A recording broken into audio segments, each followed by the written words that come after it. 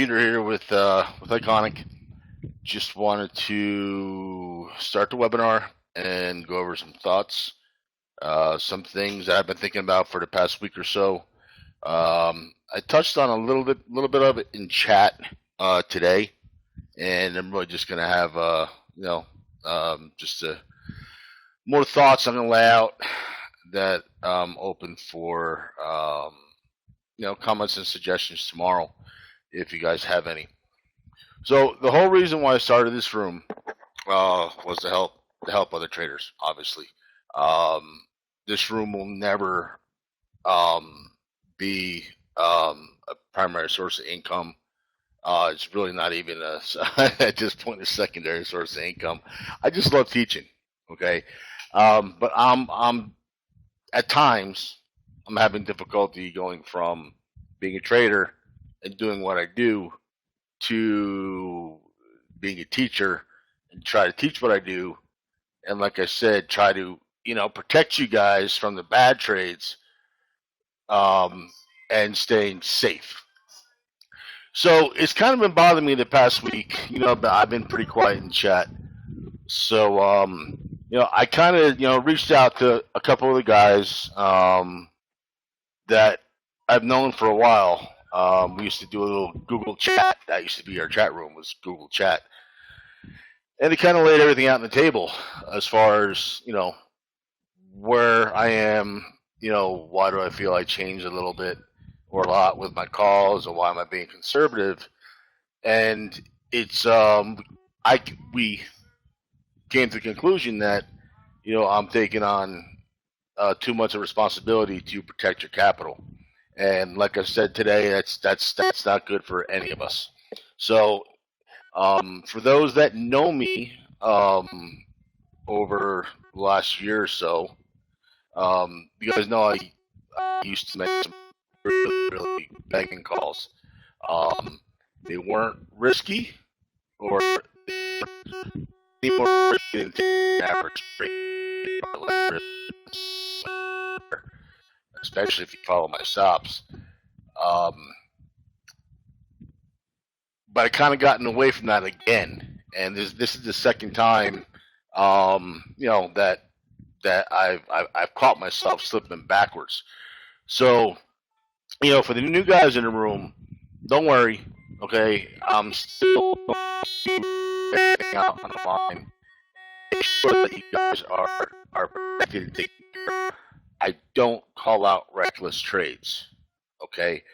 But I am going to go back to finding the trades that pay points and that made me the trader who I am, and reminded me why, again, they call me the Beast.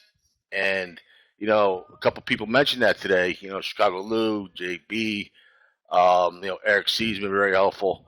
And, the quiet me that you guys are seeing in chat is that's not who I am.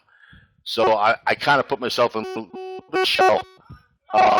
Like I said, I'm just gonna come out of my shell and go back to being who I am, and that's a trader by nature, with every intention of teaching the next generation, or teaching anyone that wants to learn how to trade properly. Okay. So again, the new guys, don't be worried about my calls. Okay, I will lay them out exactly if you're going to be aggressive, where the stops are going to be, how many shares you should be playing. And that being said, also keep in mind it is summertime, and summertime trading is like pulling teeth sometimes. Okay, it's really, really hard, very hard, summertime trading. So for the last 2 weeks, mostly the last week, but this has really been on my mind for like the last 2 weeks. It just hasn't felt to me like it's the direction I wanted to go with the room. Again, the ones that know me know, 5-6 years ago, before I started trading full time, I've been trading for since late 80s, early 90s.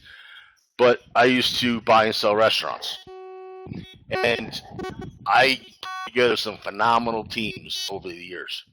And I truly feel that by handpicking the people that I have in Iconic, that I put together a pretty good team.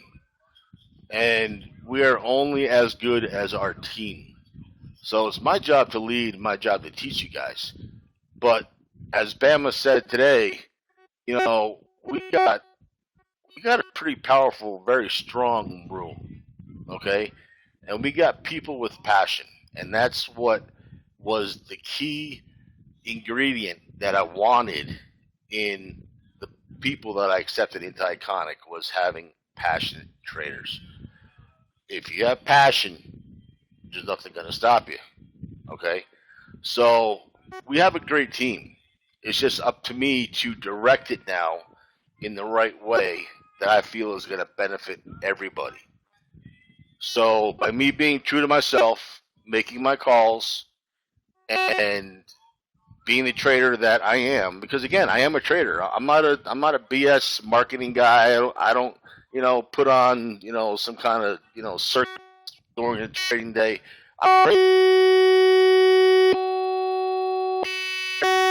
You guys, not, absolutely not. But that's not my job. My job is to trade and teach you how to trade and make calls. So again, for the last 2 weeks, what I'm going to do, being that I kind of was off a little bit, so whoever was a member as of last week, for the whole month, if you guys decide to stay and renew, which I think you should, because after summer's over and come September, we are going to rock, because we're going to know pretty much everything that we're going to need to know by then. I'm just going to do $99, okay? And just make that for everyone who is currently a member as of last week. Not referring to the new guys, but the guys that stayed with me from the beginning up until last week. So that's my way of kind of like saying thank you. Because by no means, like I said, this room is not a profit center. I have no intention of making it a profit center. I just want to have great traders that know how to trade my methodology, and are making money, and we all work together. Like DMAC today. I mean, he had this position in Twitter, for a long time, and it affected him mentally, and I'm not gonna go too much into it, but it affected his trading. And then, over conversations that he's had with me and, his other friends at Iconic, we're trying to keep him positive. And when push came to shove, you found out Twitter's earnings were today. He just came out and just friggin' rocked it today. So everybody has the potential to do what we need to do. And it goes back to the mental aspect of trading. He just realized it. He's like, oh shit, I got to get this done.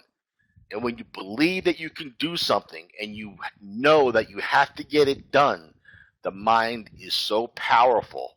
You have to be positive. There is no room in the mind for negativity when you're trading. Because if it's there, the market will know it's there and it will take your money. Bottom line, you have to act like every trade is extremely important, and that your career or your success it actually lies in that trade. Okay, so that's how you have to accept every trade. Every trade you take is just as important as the next one. Okay, we don't gamble. We don't, hey, I want to try this out. I want to see if this works. That's not what we do. We take high probability setups and we trade, and we do the right thing by protecting our capital. That's number one, is always protecting our capital. So again, congrats to Don. But like I said, there's been a lot of times over the past couple of weeks, like, there's been some negativity, like, oh, I missed this trade, or what am I doing, or that's all. It's all has taken its toll because of this Twitter position that he was in. And like I said, push came to shove. He had a shit to get off the pot. He made it happen. over 15 grand in one day. It was just ridiculous. And props to Don. But then again, that just shows you and reiterates how important the proper mindset is to trading. Okay? If you think you're going to fail, you're going to fail. Okay? For me, if I'm in a losing trade and I'm down, $800-900 on a trade, I'm like, it's not a big deal because you know what? I can make it back the next trade. And that's the confidence level that you guys need to have after you understand where to buy and where to sell and what to look for. So the basic stuff we have down. Okay, and the new guys, you'll have it down after you watch the 4 or 5 webinars, and we'll do some chart reviews. But we have the basic stuff down. The next up is reading time and sales, level 2. And I'm probably going to take, the slow time during the day and do a little bit more teaching during the day. Or I might even take an hour off during the lull just to get away from the computer and come back refreshed like I used to do, because when I'm refreshed and I'm away from the computer, when I come back, I want to make more money. And I'm refreshed and I'm more focused. So I might do that as well until September. But we'll see how it goes. So let's go over some recent trades and things that we need to be looking for when certain things happen in the market. Okay, I'm going to start today with this Baidu. Let's see if you can see that.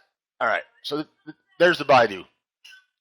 At some point today, this thing was down like 36 points or maybe even more.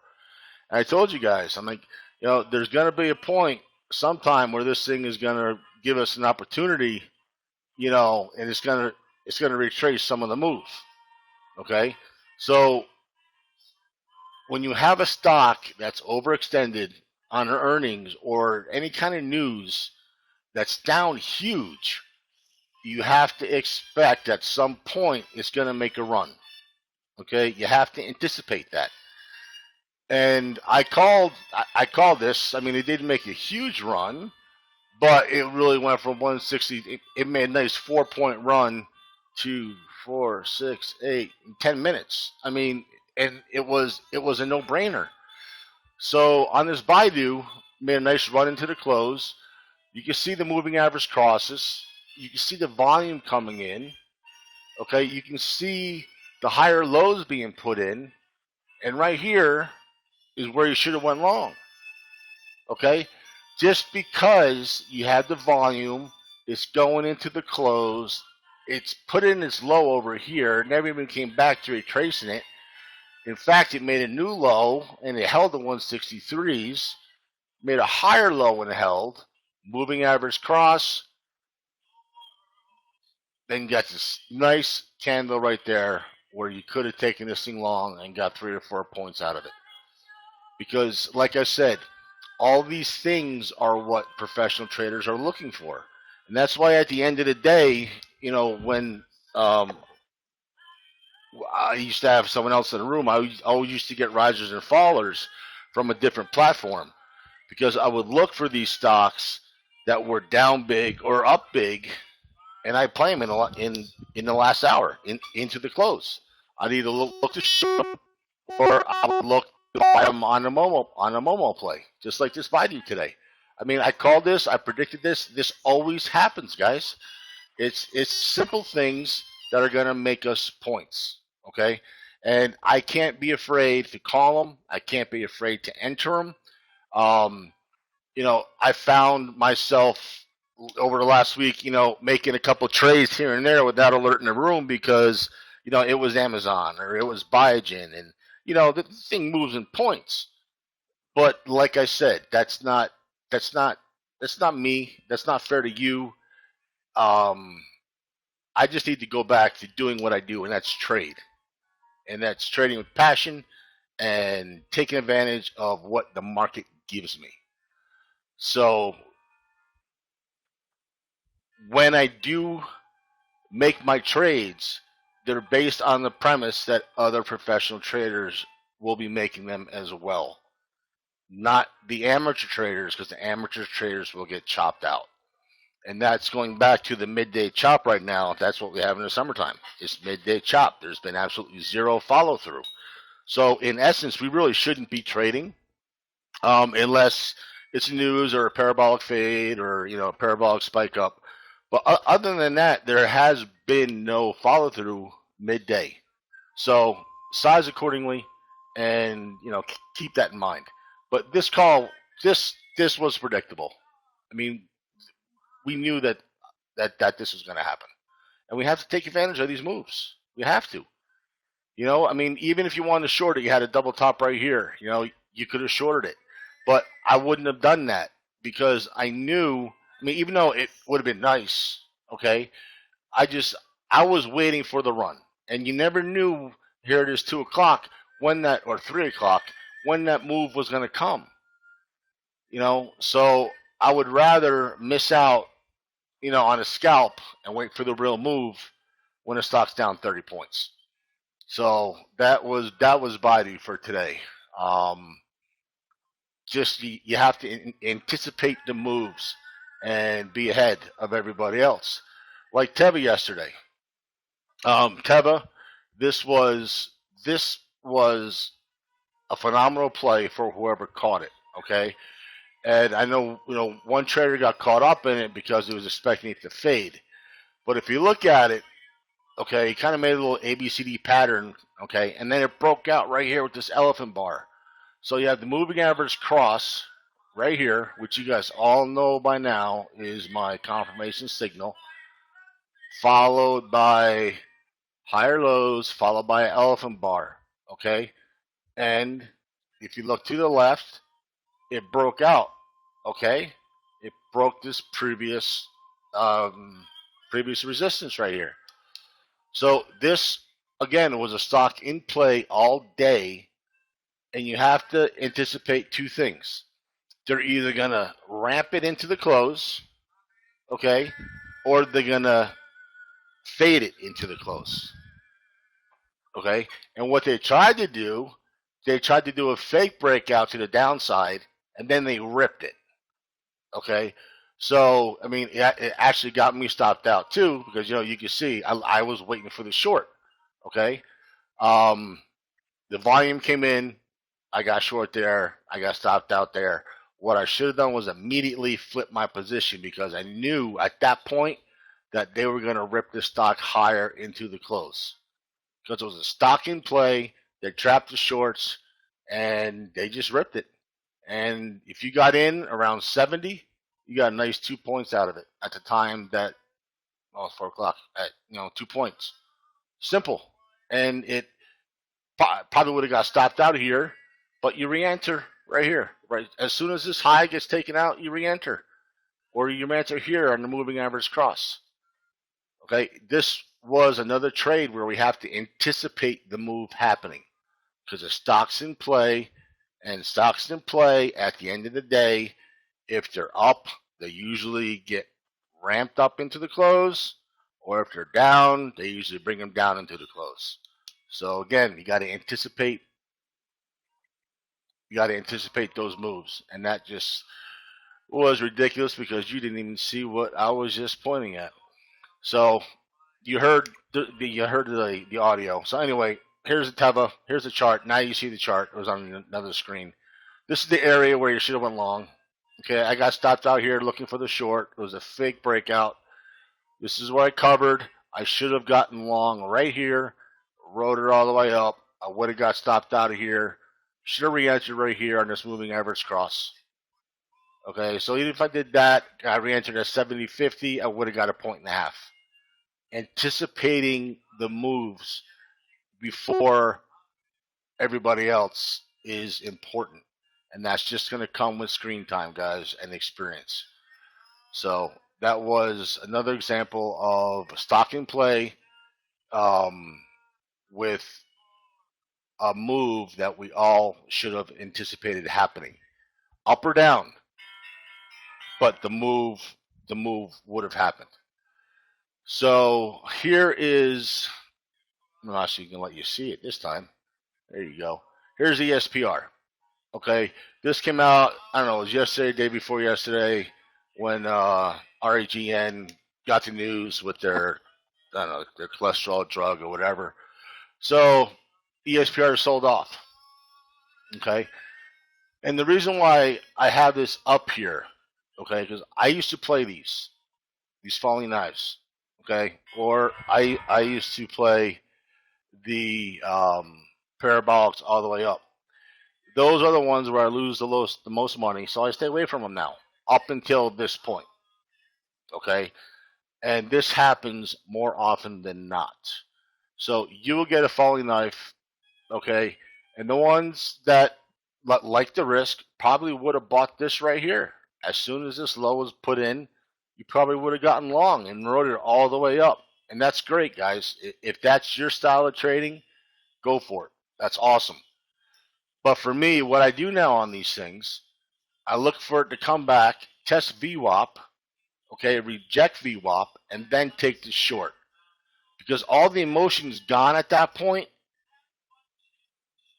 and I have my predetermined stop, which is a little bit above VWAP, and the move should retrace. So VWAP held, you got short, and you could have rode this down for $79 from 86. So 7 points just off of VWAP. So I wait for the initial move, the initial emotions are over, let it come back up, test VWAP. VWAP failed, then you take it short. Right? That's how I play these now. And that is, for me, the only way to play them because it's the safer way of playing them. Okay? Let's see what else we got. Talk about being stuffed. BIIB. This is a perfect example of a stock being stuffed and then faded down. And this even might have been today. Anyway, you can see up here at 317.50s. It tried. At this time, 130, it rejected. Then you started having the little curl with the moving averages. And once this thing gets stuffed, 2, 3, 4 times, believe me, there are eyes on the stock that are waiting to short it. And that's exactly what happened. So it went from 317.50 down to, at the time of this picture, 315.85. Probably went down to the 50-period moving average, which is 315.50. And it would have been a nice 2-point fade, just knowing what to look for. This is getting bad. Knowing what to look for, guys. So here's the stuff, the 317.50. Here's the stuff. Okay? Once it couldn't get through that area, it put in a lower high. You got the moving averages starting to curl. That's when you initiate the short. Again, anticipating the short based on the rejection of 317.50, because that's what the professional traders are looking for. And here it probably faded down to 315.50. It was just a beautiful fade, and had a 50-cent risk. Not a big deal. It was even less than that because this was a lower high, and this is what I want to use for my stop, whatever this high, this green bar was, and then taking it short. Anticipation. You need to anticipate the moves, and if you can't do it yet, believe me, you will. You will in time. So here's Amazon.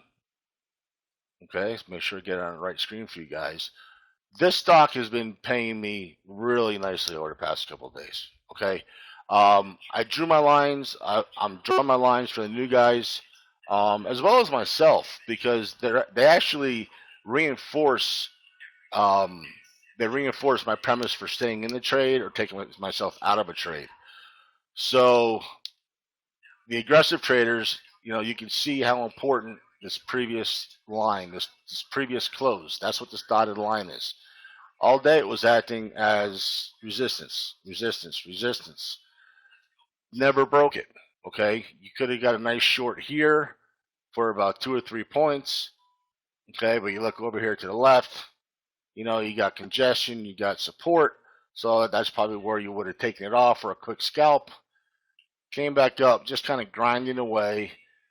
Came up to retest the previous close, but in this time, it made a lower high. It didn't even get close to that. So you know that there's weakness now, okay? Because it didn't get to this high. It made a lower high, okay?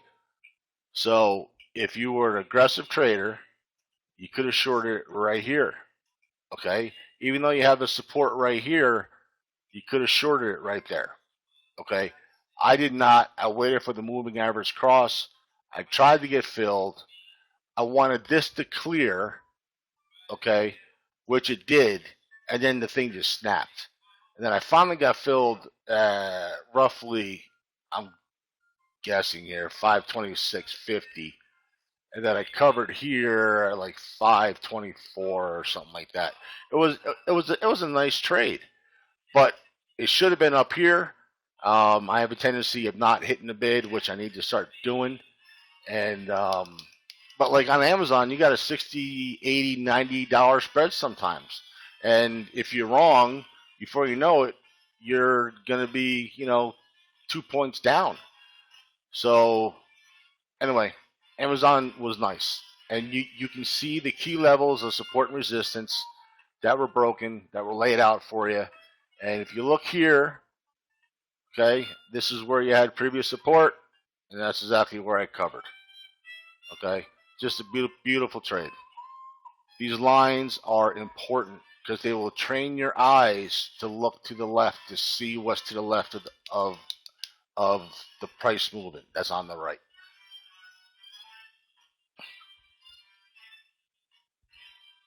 So this one I might have covered on my last webinar. I'm not really sure. What the heck just happened? Hold on, guys. Okay, here we go. I might have covered this in my last webinar. I'm not really sure. But as you know, I love to short the opening gaps. And one thing I need to clarify, which a member brought to my attention the other day, when I have it listed as longs on my morning plays, and I'm sorry, highs and lows. Okay. So again, I know how my mind works, but you guys don't.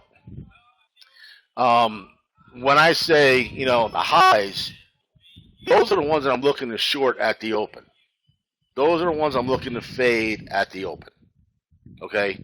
So even though it says highs, they're not the ones I'm looking to go long. Okay? And the ones that are low, they're not the ones that I'm looking to short. Okay? So they're the ones that I'm looking to play. Either buying into the lows on a wash, or 90% of the time shorting these gap ups. And this is where I make most of my money, is shorting these stocks that don't necessarily deserve to be up on fluff news or phase 2 clinical data, just garbage. Today I got caught up with that CMI and I missed Grub. That was like a 6-point fade. And on top of Grub, we had PGNX. That was an easy 2 points, and your risk was defined, so that's where we will make most of our money, is shorting the open. Yes, it is a little volatile, but I usually pick the stocks that fade. And now, that I feel more comfortable knowing what I need to do and telling you guys about it, I'm going to put on multiple positions. Because up until today, I was just taking one position at a time because I didn't want to throw too much at you guys. But just because I'm doing it doesn't mean that you have to do it, nor do I expect you to do it. If you cannot be profitable with 100 shares in one position, you should not be trading two. Simple as that. So this was up on, phase 2. I got a nice short. This is, I don't know why it's a 15-minute chart, but I got a point and a half out of this. You know, you got, 2,000, 3,000 shares. That's your day right there, guys. And it's a simple, simple fade. It's just, this is what I love to do, is short the gap ups. Um, and you will learn over time what to look for and how to play them. Because on this, where's my risk? My risk is the pre-market high, which was, 1850. So I had, well, actually, yeah, let's just say 1850. So I tried getting short up here. I finally got filled here, I don't know, around 1820, whatever it is. But this is where the easy money is, guys, because this is what the professional traders do. The problem is sometimes they keep on going. So you need to be careful. And that's why I try to put up stocks up there that meet my criteria as far as which ones I feel um, will not sustain the move. So this price line, this is another one that I played the other day. This thing was a great stock to play. I had a couple PMs about, playing a $1,200 stock. Yeah, I am. And I know that not everyone can afford that. And I know a lot of guys like playing the $2, $3 stocks, but that's not what I do. Okay?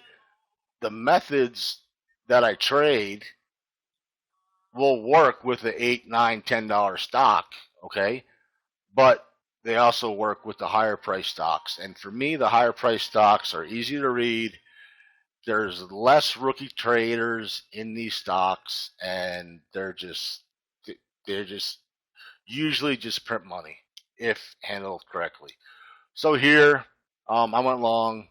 I should have added right here. I should have added, okay, because then I would have got here. I would have been in the money 5 points, okay. But I just got stopped out because it was a big move, and I didn't want to add to it because it's a $1,265 stock. So, but if you look at it, okay, after this initial move, I was looking for the Momo, even though I should have bought the breakout here and then here. You had a double top with a lower high, okay. Then you got the moving average cross, okay. So these three things are really what you need to focus on next. Okay, we have the moving averages down. We know where to buy, we know where to sell, and we know we need the volume. We know we need the volume for confirmation. We know that, and I think that was Alabama just tried calling me. Sorry, man, I'm doing the webinar, so I didn't not take the call on purpose. Anyway, now that we know what the moving average is all about, we got to start looking for these setups. And this was a perfect short setup. Okay, you got double top, came down, retested, lower high, and it just failed. So if you got short here to moving average cross at, let's just say 1261, you covered here at VWAP, just say 1248. Was that 13 points? And it's all red. 2, 4, 6, 8, 10, 12, 14, 16 minutes, guys. I mean, it's just, these are just the beautiful faders. And they're all off of a double top, lower high, moving average cross. The stock was up big on a day, and it made a nice move down. But you gotta let this sink into your head. You gotta watch this. Eric 714 is fantastic at these. He calls these all the time. He's came a long way too, just like Eric C, just like Federico. But this is something that I know 714 looks for a lot, and it works, guys. Trading can be very simple if you follow the rules and you do what you're supposed to do. So let's go to Hog. This was a nice fade from pre-market that I took last week, maybe. I got a short here. Okay, my risk would have been the high day, 58, but I got short here. I could see the 9 was already starting to bend. You got the red candle there, red candle here. Tested the 9, rejected it. So I shorted it. I don't even know where. Say 57.90, somewhere between 57.80 and 58. So I shorted it there, covered it there, reshorted here, and it went against me. So I doubled up. I added with my risk being 9 right here, and then it faded all the way back down, and I covered for a nice profit. This was a beautiful trade. And if you look, the fade started around 9 o'clock. So they're starting to fade these stocks earlier, okay, than the opening bell. So probably around 8:45, 9 o'clock, we got to start watching for these things to start fading, because they're making them fade earlier, which is costing us money by waiting for the opening bell.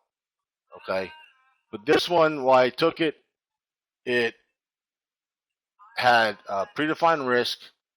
It rejected the 20 period here, red candle, tested it and rejected again.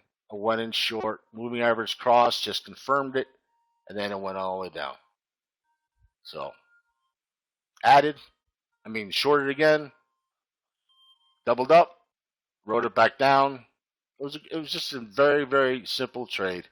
And I think this was based on earnings too. A lot of these stocks that gap up, they just get sold right into. And it's probably the easiest money you'll make if you're in the right stock. SWH, I think this one's old. At least a couple of weeks. This one I think was in our last webinar. But if you notice on this one, again, this thing was down huge. This was down like 30, 40 points. Let's see. 262. Was that 282? It's actually 282. Let's just say the thing was down 30 points. Okay? So I'm sitting there watching it because I knew it was going to retrace. Okay? I mean, it's bad that I missed this short all the way down, but that's okay. You got a double bottom put in here. You got a higher low. Okay? You got the moving average cross. Came up, tested the 50, rejected it, but it held the 9. Then it broke VWAP. Came up, tested trend line resistance right here. Failed, but held the 9. You got volume coming in. I took it long right here. 245.64. Okay? And I sold right here at 260. I think this was like, oh God, 4 or 5 point trade. Anyway, it was a freaking fantastic trade. But again, I anticipated this happening at some point during the day because it was down so much. And why did I sell here? Look over to the left. This is where the congestion started. So that's why I took my money, and I was very happy with that. I mean, that was a hell of a trade. Heck of a trade. And it was long, which I don't call longs that often. This was a great trade. Again, you have to anticipate these moves when a stock has made such an overextended move to the upside or downside. It will retrace normally at some point during the day, and you got to be ready to take advantage of those moves. You have to. You have to, because these 5, 6 point plays, 4, 5, 6 point plays are the ones that are going to make your weeks. Okay. So that's really pretty much it for chart reviews. Let me turn off my little Tony Bennett going. So for the room, the direction of the room, I think as time goes by, people are getting more and more comfortable with each other. Typing in chat. When Eric sees in the room, he's great calling out his trades. Same thing with 714 is fantastic. So Sean has been making some beautiful, beautiful calls as well. I know she plays, the smaller caps, and a lot of you guys either have a hard time reading them or are more interested in learning how to trade, the higher price stocks. But her calls are are awesome. I mean, you'll make 50, 100% sometimes in a day. So, make sure you pay attention to her calls. And I'm still excited for the room. Definitely excited for the room. There will be some changes, but they're all going to be positive. You have the reduced rate for the month of August. Just my way of saying thank you. And thanks for working with me while we, point the ship in the direction it needs to go in. So, sometimes you got to try things out, and sometimes things work, and sometimes they don't. By no means do I feel that I have to do this because I didn't give you the value, because I still feel that the value was there and I gave you the value, but I could have given you more. And by me doing this is just, again, my way of thanking you for sticking with me, working with me, and like Don made a post about, the room's all about helping people and helping each other out. That's what we do. We try to help each other out. We have a great core group of people here, and the more you learn, the stronger we're going to be. So that's really all I have for tonight. Looking forward to hopefully the volume picking up in August. Looking forward to making some sick calls like I used to make, and I will be very, very specific with those calls. If they're aggressive, where my stops will be, and if I suggest the new traders be trading them or totally stay away from them. Okay. So, one last thing I wanted to touch on. I'm going to do my best to narrow down the watch list in the morning. Okay, it's hard for anybody, unless I have Eric C and Eric S in the room, to watch all those stocks. So, and that being said, the stocks that I have on that stocks in play that I put up every morning, those are really the stocks that I want to focus on during the day.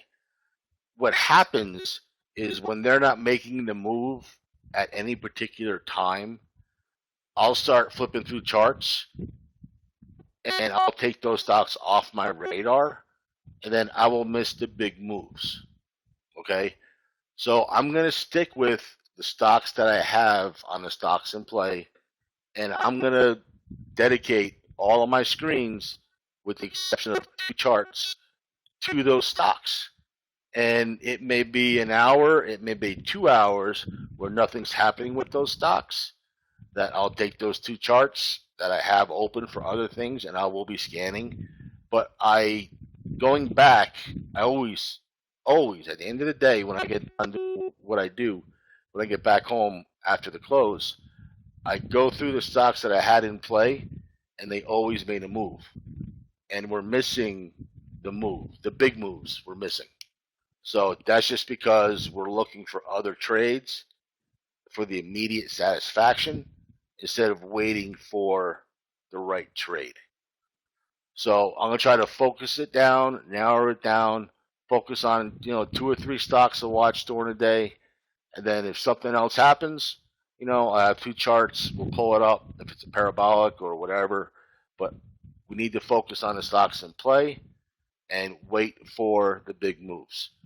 Because the big moves are where you're going to make your money versus looking for a trade. That's just going to lead to overtrading, trading stocks that you know nothing about, and burning through your capital.